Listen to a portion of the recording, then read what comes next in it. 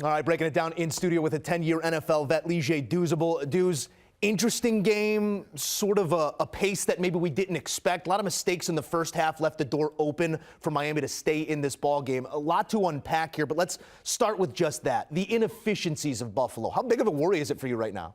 You're worried, right? Because you felt like some of those flaws that Josh Allen had when it came to the turnovers. Yes, one interception was just a really good play by Kohu, tipping the ball away from Cole Beasley, and then great job of Javon Holland being in the right place at the right time. But the first interception, right, an overthrow to John Brown, Xavier Howard makes him pay for it. And then not realizing Eric Rowe was on the line of scrimmage before he came on that slot blitz.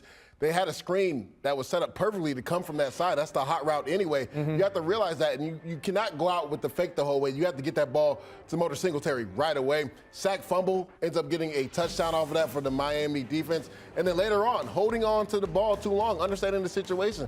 Bradley Chubb does beat Deion Dawkins. Another sack fumble. Now, they got lucky in that play. They were able to recover it.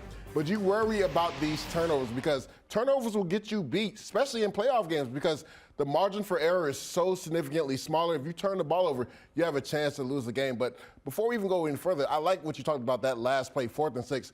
Let's talk about some inexperience from the head coach, right, Mike McDaniel. If you understanding the situation, 3rd and 2, you run the ball. You got to have your 4th down play ready. You end up getting a delay of game because you try to substitute players on the field with 10 seconds left on the play clock. Now you're in 4th and 6. It changes up what you want to play call offensively. They try to get Mike Gesicki on this out route. Now, Skylar Thompson threw a heck of a ball, hit him in the hands, just didn't come down with it. But right there, you have to understand the situation if you're Mike McDaniel. Have your 2nd play ready so you're not in that situation. So players and coaches both learning on the fly in this moment as Mike McDaniel will no doubt move forward from this moment, hopefully next year with his starting quarterback. But his starting quarterback in this game, Skylar Thompson, really comported himself well. When you look at the numbers, maybe it doesn't tell that exact story, but there were drops for Thompson, especially in the first half, that could have, again, swayed the momentum in this game. Just big picture here. What did you make of the effort out of Miami? Everybody's saying you're a 2-touchdown underdog. Just hang it up. It's been a great season. And they come out and put up this sort of fight. What did that tell you about this group, this coaching staff, this core? Yeah, when I was talking to you, Moose, I was trying to say, like, if you're the Miami Dolphins, right, nobody believes in you in this game, right? You can go out there and play loose. If you're Skylar Thompson, you were a 3rd-string quarterback. Like, you weren't even supposed to be here, kind of like Brock Purdy. Go out there and hang loose. And I really like what the young kid did. Now, again, he was kind of flustered in that first quarter, but really got comfortable in that 2nd and 3rd quarter, made some big-time throws. The one big mistake he did make was coming out at half on 3rd and 18, throwing up a jump ball in cover 2, and Kyer Elam made him pay with an interception. Buffalo goes down and scores. But I really like what Mike McDaniel did the next time around, right? When they were in 3rd and 18, he wants a screenplay to Savon Ahmed. He makes 4 or 5 guys miss, and they get the 1st down. So the Miami defense showed up in a big way as far as getting the turnovers. But you know, shout out to Skylar Thompson. I mean, a heck of a competitor to go out there, use his mobility sometimes to buy time and pick up 1st downs, throwing the ball down the field, and then was just efficient when he had time in the pocket. So great effort from this Miami team who was really banged up, right? Teron Armstead was beat up at left tackle. Tyreek Hill wasn't 100%, and you talked about it, right? Tua Tagovailoa wasn't in this game. So it looks bright if you're the Miami Dolphins because you're able to get into the playoffs, play what some people consider the best team in the NFL right now, the Buffalo Bills, and take them down to the wire. Yeah, this team might look a little bit different next year. Notable free agents, including Raheem Mostert, Jeff Wilson, Mike Gesicki. They do forfeit that 1st-round pick for the tampering allegations, which they were found to be true there. And Tua, he remains a question mark moving forward as well. Let's pivot back to the Buffalo side here. Dawson Knox, big early on, sort of taken out of the game. What did you make of the offensive game plan? They had to have known they were going to see a lot of blitz, and they saw just that 5-6-man pressure all day long. And we worried about that, Moose, right? Was Josh Boyer really going to live and die with the blitz and going man coverage on the outside? And he literally lived and died like that. Now, in the first half, Stephon Diggs had a field day, and I know people will get on Xavier Howard, but I don't think people truly understand how hard it is to cover a man for 4 or 5 seconds when the blitz doesn't get home. And that's exactly what happened in that first half. Well, Miami started having some success getting to Josh Allen in the second half, and their DBs competed at a high level in the second half. We saw Josh Allen be a little bit inaccurate in that second half, missing guys coming across the middle. So if you're Josh Boyer, you're like, we're going to put the game on us, right? We're going to put our DBs in man coverage, but we're going to force the issue with Josh Allen because Too many teams, they sit back, Moose, and just let him dance and parade back there, and then he takes off, or he rolls out to the right and throws a 60-yard bomb like he did to John Brown versus the New England Patriots. So, I mean, shout out to Josh Boyer for sticking to his guns and saying this is who we are. And even when they were down 14-0, right, this defense never wavered. Big turn in that game was when they had a chance, the Bills, to go up 21-0. Dawson Knox drops the pass for a touchdown. The next play, they get off the field, hold him to a field goal. The game kind of flipped there, and they started making more plays on defense. All right, so the question now moving forward is, can Buffalo continue to win this way? They've won this way all season long, but things start to tighten up when we start talking about divisional round and the opponents that they're going to be seeing, the likes of those opponents. What do you think about Buffalo here with 6-7 days to clean it up? Do you like them?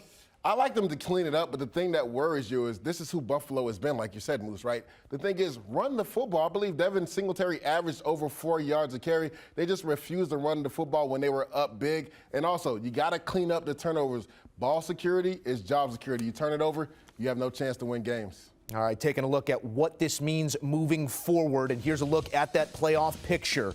If the Bengals win in the Sunday night nightcap, that means they will play at Buffalo. So if the Bengals win, it'll be Cincinnati, Buffalo, in Buffalo. Kansas City then plays Jacksonville. If Baltimore wins in the nightcap on Sunday, they will take on Kansas City. Buffalo will host Jacksonville. All right, let's take you out to Orchard Park, where the leading voice of the NFL on CBS joins us now. Tony Romo in the mix. Tony, interesting ball game we played witness to here. Maybe didn't take on the paces that we thought it would. I want to talk to you about Buffalo and their execution in those moments. They could have made this a runaway in the first half, it seemed like at times, and they didn't execute in those moments. Do you see them cleaning this up moving forward, because they've won this way all season long, and now we're looking at a team and a margin for error that gets smaller week by week? I mean, yes and no. I think the biggest thing is we always talk about you are what your record is, right? So if you're a 500 ball club, that's what you are. Well, they're 13-3 for a reason, and they're good. They've lost 3 games and by like a combined 8 total points. So it's like they never really lose that often, and they don't ever get blown out. But like the one thing is the turnovers, and they've had a few this year that's a little alarming, and that kind of shows up. It's like, well, if your record is this, well, if you turn the ball over a lot, you're going to kind of turn the ball over in the playoffs. It's kind of who you are, and that's the biggest thing. They've got to shore that up. If they do, they're going to be, they can beat anybody, and I think we all know how talented they are, but right now, Buffalo is really hard to beat because they have great scheme on both sides of the ball, great fundamentals. They're really well coached, and Josh Allen is a superstar. And you saw he's starting to get back into a rhythm of throwing that ball. The biggest thing, though, is today was harder than people realized because you're such a heavy favorite that it's okay until things don't go your way, and now all of a sudden it's hard. The interception on the 3rd and 19 was the difference in this game. Miami had them mentally, emotionally, and then it was like you had to protect Buffalo almost. Someone needed to create a play. That was the play that changed it, I think. Then it was very hard for Miami. Yeah, we talk about the middle 8, Miami dominating that portion of this game, coming out of the half, defensive points. It was really an all-out effort from them. We saw blitz packages that included 5, 6-man pressures, and Allen, it gave him problems throughout this game. But I want to tip my cap right now to Skylar Thompson and this offense. You're down your right tackle, you're down your left tackle, you're down your RB1, and he comes out there and he didn't get the help that he needed from his team early in the first half as well. There were some big drops in this. What did you make of Thompson's performance and maybe what that means for him in his future in this league? Well, I mean, it's a great opportunity today. I mean, like a childhood dream in some ways, and he almost was able to pull off the upset. I mean, when he looks back, I think that last play on 4th down, Tyreek Hill was open over the middle, and it's even more open when you're a quarterback and you know exactly how that played, and he took a second. I think he almost predetermined to move a little bit. So those are learning experiences, but I thought he handled himself well.